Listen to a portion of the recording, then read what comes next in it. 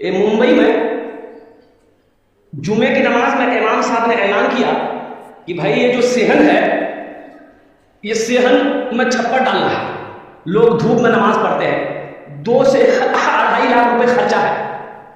تو اگلے جمعے کو آپ لوگ نماز پڑھنے آئیے گا نا, تو تھوڑا سا رقم بڑھا کر لے کے آئیے تاکہ وہ چھپر کا انتظام ہو جائے. نماز ختم ہو گئی, لوگ اپنے گھر چلے گئے. اثر کے ٹائم دیکھتے ہیں ایک آدمی, غریب آدمی, بدن میں میلا کچیلا کپڑا پہنے ہوئے, سر پہ گمچھا باندھا ہوا, ساتھ میں اپنی بیوی کو لے کے مسجد آئے. مؤذن صاحب سے بولا کہ امام صاحب کہاں ہیں؟ تو مؤذن صاحب بولا کہ بھیک مانگنے آئے.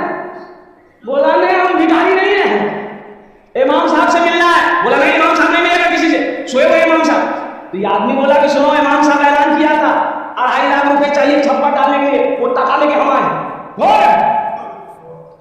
مؤذن کا پیر کے نیچے سے زمین کھسک گئی کہ شکل دیکھو, لباس دیکھو, کپڑا دیکھو, 2.5 لاکھ ٹکا لے کے جلدی امام صاحب کو اٹھایا, اٹھیے, وہ ٹکا مل گیا.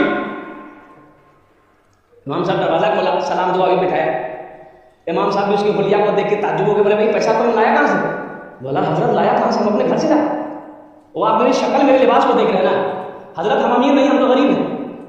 ہم کوڑا چنتے ہیں, چمکی پلوتھین بوتل چنتے ہیں, میری بیوی چنتی ہے. یہ پیسہ ہم نے بڑی محنت سے جمع کیا ہے, ہمارا گھر نہیں ہے, ہم ریلوے اسٹیشن کے بغل میں جھوپڑی بنا کے رہتے ہیں. یہ پیسہ اس لیے جمع کیے تھے کہ ہم اپنا ایک گھر بنائیں گے.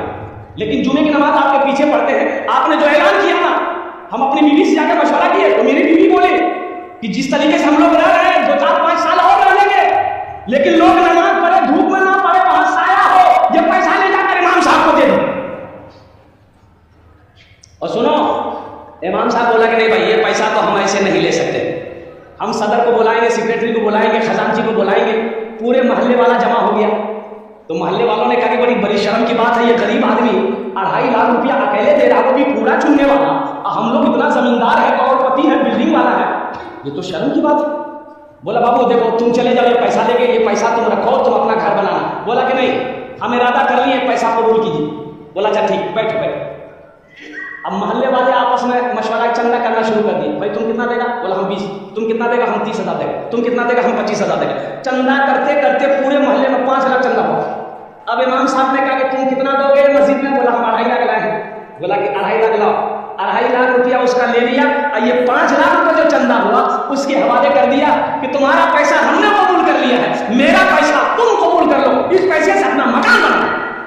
دیکھو اللہ کیسے نقد دیتا ہے, اللہ کیسے نقد دیتا ہے. وہ 2.5 دیا, اللہ کے راستے میں خرچ کیا, اللہ سنگ ساتھ